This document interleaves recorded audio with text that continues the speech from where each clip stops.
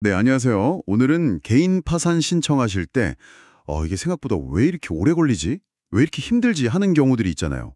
보통은 뭐 한 3, 4개월이면 끝날 수도 있는데, 어떤 분들은 막 1년, 2년씩 걸리기도 하고, 법원도 엄청 자주 가셔야 하고요. 혹시 이런 상황 궁금하셨다면 오늘 저희 이야기가 좀 도움이 되실 겁니다. 현직 전문가분 모시고 실무적인 관점에서 한번 파헤쳐 보겠습니다. 네, 안녕하세요. 이게 개인 파산이라는 게, 항상 예상대로 술술 풀리는 건 아니거든요. 오늘은 특히 좀 절차가 복잡해지고 길어질 수 있는 경우 세 가지를 좀 짚어보려고 합니다. 왜 그런지, 또 뭘 미리 알아두면 좋을지, 네. 여러분들이 좀 더 현명하게 판단하시는데, 뭐랄까, 좀 도움이 되었으면 합니다. 네, 좋습니다. 그럼 첫 번째, 개인 채권자가 많을 때 이게 왜 문제가 되는 건가요? 그냥 금융기관 빚만 있는 거랑은 확 다르다고요? 아, 네. 이게 아주 중요한 포인트인데요. 보통 은행이나 카드사 같은 금융기관들은 그냥 절차적으로만 대응하지 막 이의 신청하고 그러진 잘 않아요. 근데 개인 채권자, 특히 뭐 친구나 가족, 친척 이런 분들은 얘기가 다르죠. 아, 감정적인 게 좀 들어가는 걸까요? 그렇죠. 아무래도 직접 빌려준 돈인데 못 받게 된다고 생각하면 억울한 마음이 크실 수밖에 없고요. 또 채무자 사정을 너무 잘 알잖아요. 그러니까 아주 구체적인 내용에 담아서 이의 신청이나 탄원서를 내시는 경우가 많아요. 그냥 돈 갚아라 이게 아니라 뭔가 구체적인 정보가 담긴다는 거군요. 네. 만약 그 내용이 법에서 말하는 면책 불허가 사유 있잖아요. 빚을 탕감해주면 안 되는 이유. 거기에 딱 해당하고 지적이 정확하면, 면책받기가 정말 어려워질 수도 있습니다. 와, 면책 불허가 사유요? 그럼 법원에서도 개인 채권자가 많으면 좀 더 신중하게 보겠네요. 당연하죠. 부담을 느낄 수밖에 없습니다. 그렇군요. 자, 두 번째 케이스로 넘어가 보죠. 통장 거래 내역, 이게 복잡하면 또 문제가 된다고요? 특히 막 현금 많이 찾아 쓰거나 지인들하고 돈 거래 잦은 거요. 이게 왜 그런 걸까요? 여기서 이제 중요한 게 소명이라는 건데요. 소명, 설명해야 하는 거요? 네, 맞아요. 법적으로는 돈을 어디에 썼는지 명확하게 밝혀야 할 책임이 신청한 채무자 본인에게 있어요. 소명 책임이라고 하죠.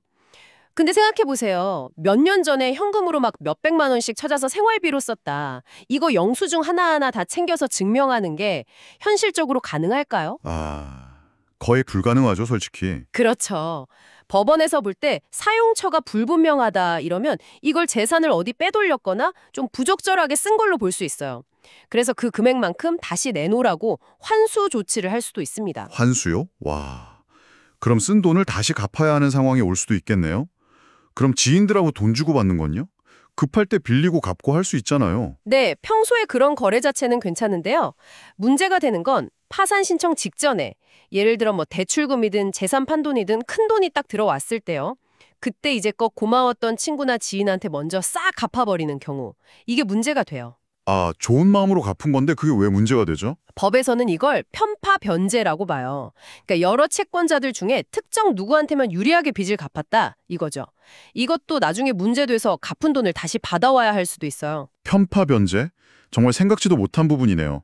선의가 오히려 문제가 될 수도 있다니. 네. 그래서 통장 거래 내역이 좀 복잡하다 싶으면 신청 전에 반드시 전문가랑 상담을 하셔야 해요. 어떤 부분이 문제가 될 소지가 있는지, 뭐 환수될 금액은 어느 정도 예상되는지 이걸 미리 알고 이 정도는 내가 감당할 수 있겠다 싶을 때 신청하는 게 현명합니다.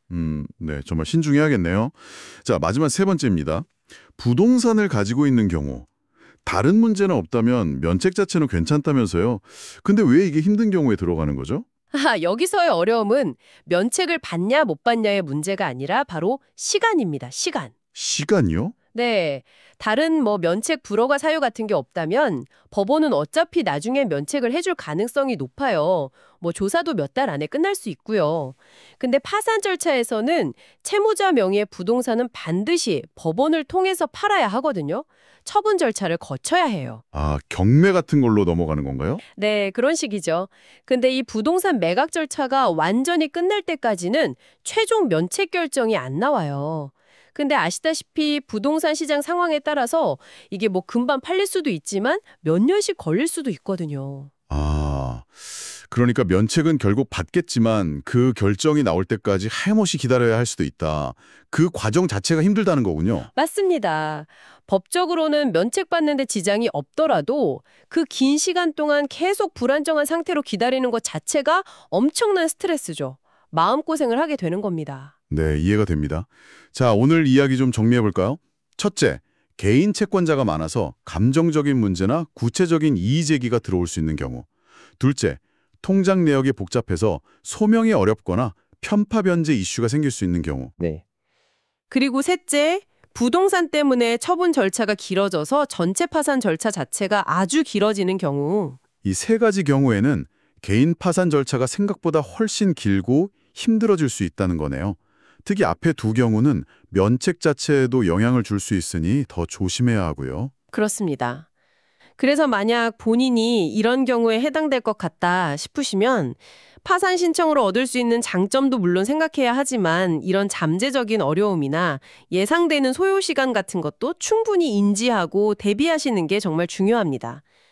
조금이라도 문제가 될 만한 부분이 있다면 꼭 신청 전에 전문가와 아주 상세하게 상담을 해보시고 뭐랄까 최악의 경우까지도 좀 염두에 두시고 진행 여부를 결정하시는 게 좋습니다. 네, 오늘 저희가 함께 짚어본 내용이 지금 어려운 상황에 계신 분들이 본인의 상황을 좀 더 객관적으로 보시고 또 현명한 결정을 내리시는데 조금이나마 도움이 되었으면 좋겠습니다.